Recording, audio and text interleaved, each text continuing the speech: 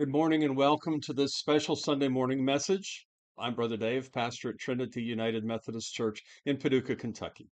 And this morning, I'm broadcasting from Studio Dave because we got a little snow yesterday, and for the safety of our parishioners, we canceled in-person worship. That also means we've canceled tonight's family game night. And depending on how long the snow sticks around, we might need to cancel some other midweek activities as well. So we'll post notices on our Facebook page and WPSD's Snowman 6. In general, through the week, we follow the lead of the McCracken County schools. So if they're closed, we'll be closed too. The bottom line is use your best judgment and stay in, stay warm, and stay safe. And check on your neighbors too, just to make sure they're safe and warm as well. I have a couple more announcements to make at the end of this message, but for now, put some Pop-Tarts in the toaster, settle into a comfortable chair, and give me about 20 minutes of your time as we explore the Bible together. This message was pre-recorded, so you can pause it when the Pop-Tarts are ready. But don't forget to come back, okay? Great. So just to get our mental juices flowing this morning, let me share with you one of my favorite images. In it, we see a wizened Chinese figure with his student. And the student asks, "Master, what are you doing today?" And the master replies, "Nothing." "But you did that yesterday," says the student. "Yes," says the master, "and I haven't finished yet." I want you to hold on to that thought for a little bit. So a couple of weeks ago, I started this Back to the Garden series, exploring the first three chapters of Genesis with an emphasis on how we might one day get back to the garden, that place of peace and perfection in which God originally placed us, which makes me think that's where God wants us to be. So far, we've looked at how God created all that is, taking that original chaos, bringing order to it, and creating something beautiful. And I believe God can do that with the chaos of your life as well, even the chaos of this present time. Next, we noted how on the sixth day of creation, God created humankind in his own image, we're told.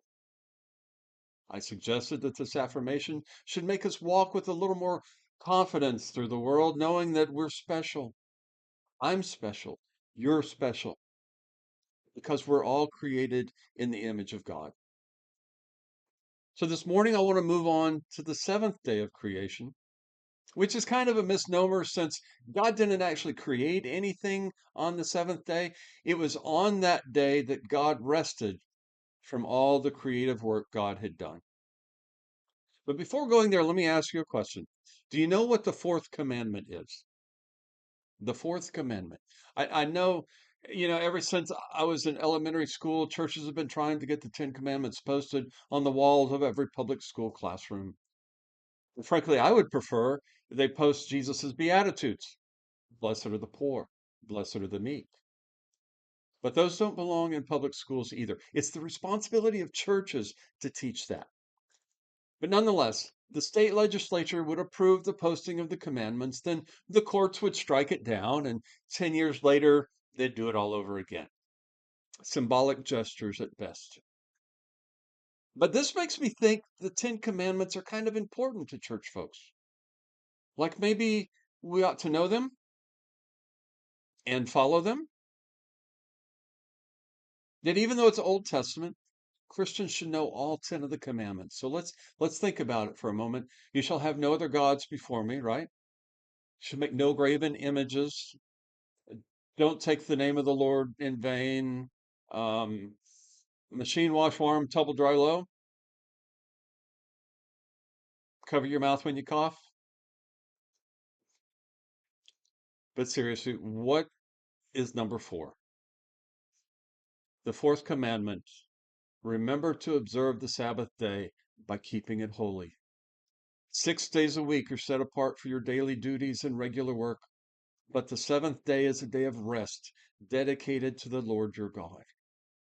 On that day, no one in your household may do any kind of work. So today we're talking about the importance of rest. Hear this reading from Genesis chapter 2, verses 2 and 3. On the seventh day, God finished the work that he had done, and he rested on the seventh day from all the work that he had done. So God blessed the seventh day and hallowed it, because on it God rested from all the work that he had done in creation. Thanks be to God. Now, pay attention here. We're talking about the seventh day in the creation narrative. We've come to call it the Sabbath. Over the years, I've heard a lot of confusion about what the Sabbath is, when the Sabbath is. I once argued with a church member for an entire month about this. Her daddy had taught her that the Sabbath was on Sunday, and I was just her seminary trained preacher with more than 20 years of preaching experience. So what did I know? But according to Genesis 2, the Sabbath is the seventh day. After God created everything in 6 days, God rested on the seventh. Now, look at your calendar. Sunday is the first day of the week. Saturday is the seventh day of the week.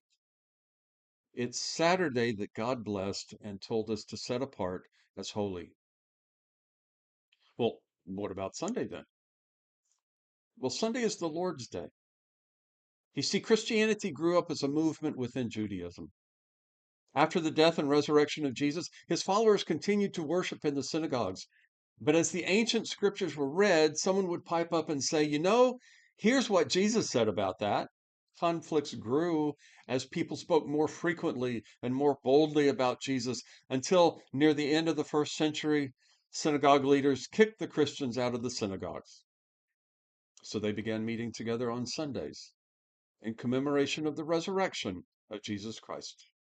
And we continue that tradition today. Now, I know some of you are thinking Saturday, Sunday, Sabbath, why does it matter? Good question. And frankly, I think one of the reasons that we didn't deal so well with the COVID pandemic is that we've never been good at observing the Sabbath. We've never had to be still for so long. Especially in the United States, I think we feel like we have to keep busy all the time. Perhaps you've heard the phrase, time is money, or idle hands are the devil's workshop. Yeah, that second one is a poor paraphrase of Proverbs chapter 16, verse 27. Look it up. Most of us were raised with the mindset that our worth is determined by how much we accomplish, how busy we are. A preacher once boasted to his congregation, "The devil never takes a vacation, so neither do I." To which someone replied, "You need to find a better role model." Because the Bible tells us, the Bible commands us to rest. 6 days a week are set apart for your daily duties and regular work. But the seventh day is a day of rest dedicated to the Lord your God. God did not give you a Sabbath day so you could mow your lawn. It's not an extra day to catch up on your chores. It's a day to rest from your labors. And for a long time, the church tried to enforce that commandment with blue laws, so named for the color of the cover of the book. I know some of you are old enough to remember when stores were closed on Sundays, so you couldn't work and you couldn't shop. Our annual conference once had a committee on Sabbath observance. I read one of their reports in the 1920 Memphis Conference Journal. With righteous indignation, the committee decries all the sinful goings on they have observed on the Sabbath, even within the bounds of our annual conference. Activities like attending movies and dances, visiting the post office, joyriding in automobiles. And while that all seems quaint to us today, given that most of the blue laws of previous generations have been set aside, we're nonetheless commanded by God to observe the Sabbath and keep it holy, to be still, everyone in our household, for an entire day. But as 21st century industrious Americans, we too often equate rest with laziness. We've always got to be doing something. I mean, we break a leg and the doctor tells us, you got to stay off of that for 4 to 6 weeks, and we laugh at the thought. We evaluate our days by how much we've accomplished. We intentionally ignore God's commandment to rest one day each week. And let me remind you that disobeying a command from God is called what? Sin. It's true. Not taking a day of rest is a sin. Right up there with lying and killing and committing adultery. Think about that for a while. Now, before moving on, let me give you a little more Bible teaching about the Sabbath. In Leviticus 25, we read that when the children of Israel finally entered the promised land, God again gave them the commandment to rest one day of each week. But God also commanded them to take off 1 year every seventh year, a whole year. During that Sabbath year, no work was allowed, no planting or harvesting. Slaves were to be set free. Debts were to be canceled. On top of that, after 7 cycles of 7 years, the 50th year was called the Jubilee year. It too was to be set apart, holy. And in addition to the expectations of the Sabbath year, in the Jubilee year, the land was revert back to its original owner because the land belongs to God. The Bible says the earth is the Lord's and the fullness thereof. We're simply caretakers. We're stewards of it. And the Jubilee year was established to remind us of that and to set things right. Now, to be honest, I don't know how often the Jubilee was actually observed. It's certainly not a modern day practice, that's for sure. But imagine living in those ancient days, keeping a whole Sabbath year. Yes, there are crops to be planted, there's livestock to be tended to, and life outside the garden is harsh. But every seventh year, God commanded that the fields must lie fallow. If something grows, you can eat it, but you can't intentionally plant it.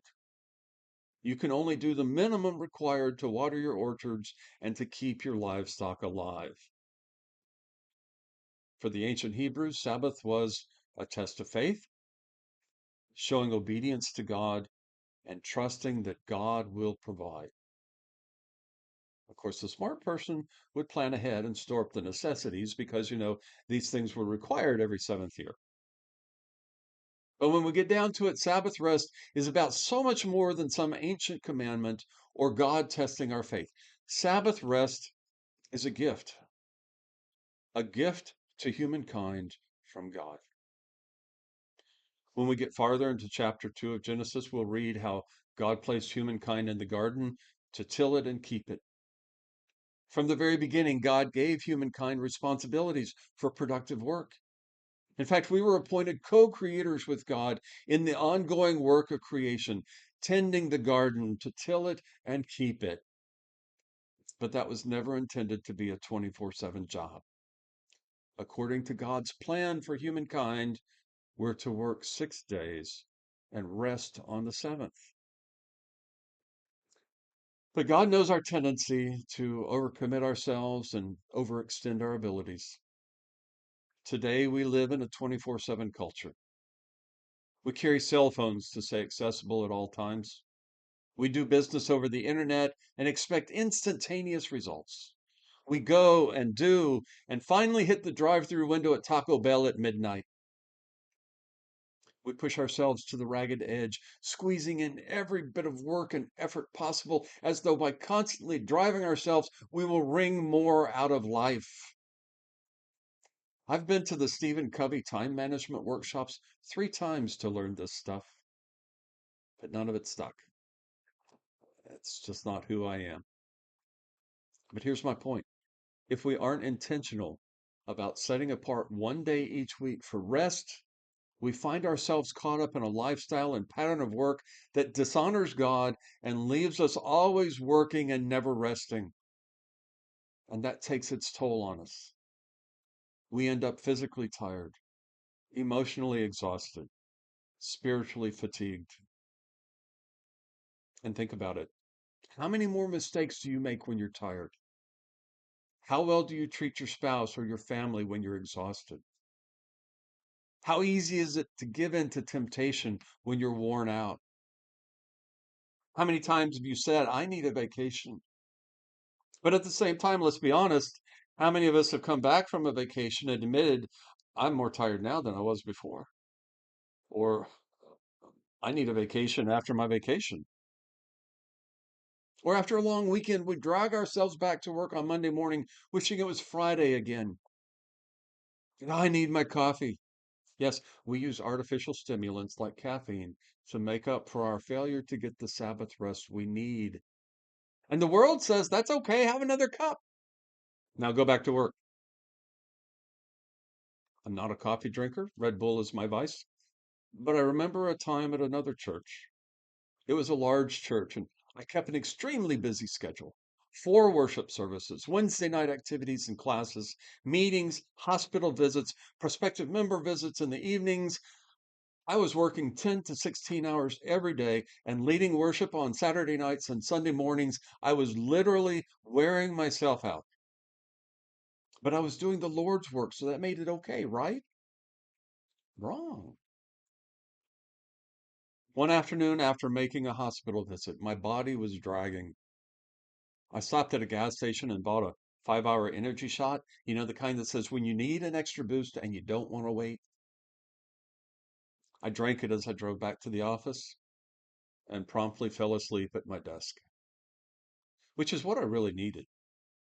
And friends, you know this is true. If you don't take your Sabbath, your body will take one for you. And it's not always going to be when you want it to be. From as early as the second chapter of Genesis, God tells us you need rest.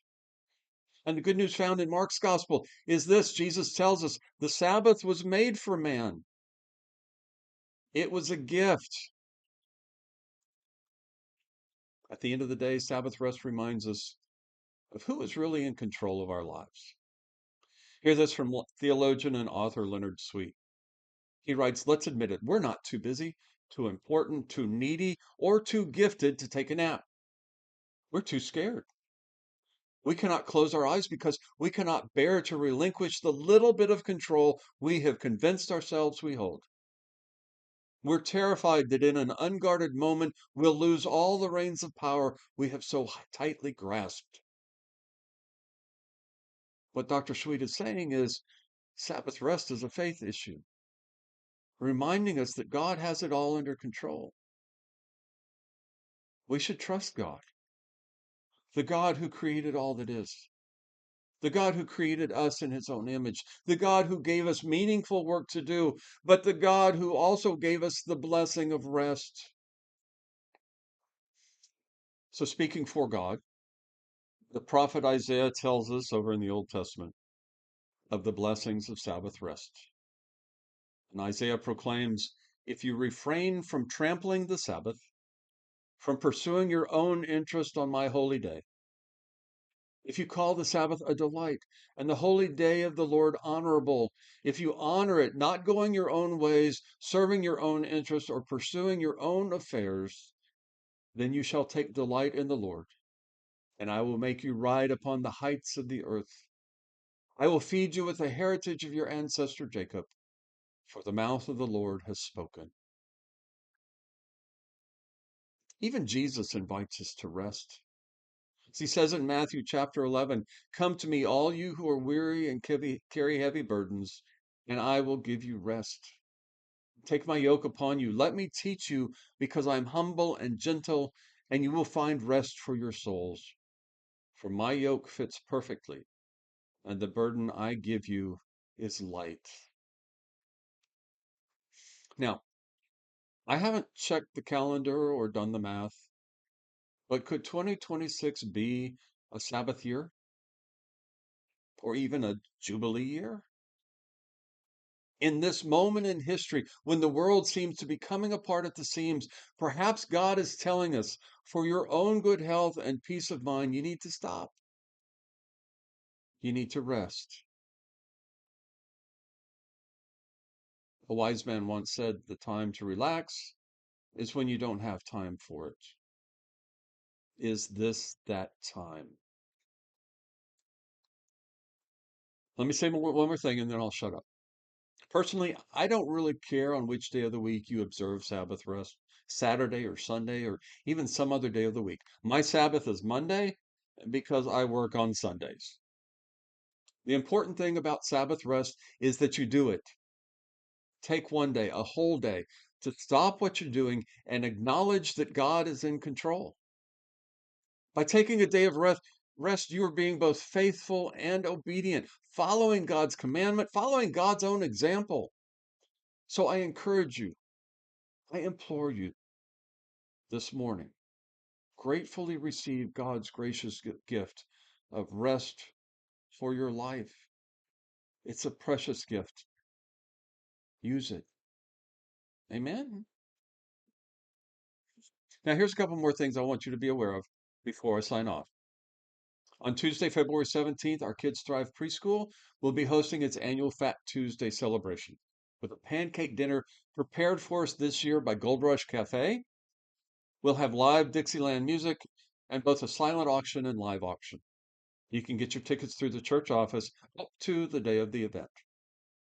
And second, because we're snowed in this morning, we can't pass the offering plate. But if you'd like to help support our church ministries, you can scan this QR code and it will take you to our Vanco site where you can make an online donation. As always, we appreciate your support.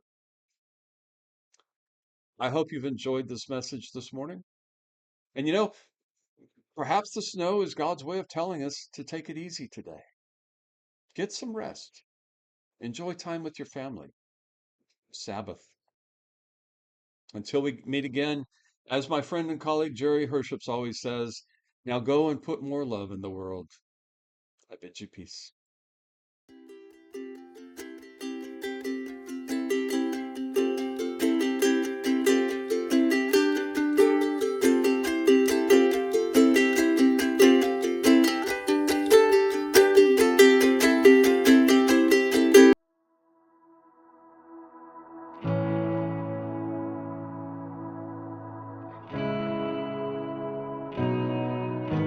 Sometimes it's moments of brokenness which create the greatest transformations. Times where fear gives birth to faith, pain leads to healing, and chaos dissolves into peace. It's in these times we often see God more clearly. For in our deepest turmoil, He remains faithful. When our spirit is crushed, He remains strong. When our moment is too heavy, He carries the burden. As gold is refined by fire, we too are often refined by struggle. It's part of growing, changing, becoming. Lately, the journey has been difficult. Our breath has been labored. Our steps uneasy. But we stand in faith, knowing who is leading us through this desert. The God of peace, the God of hope, the God of restoration.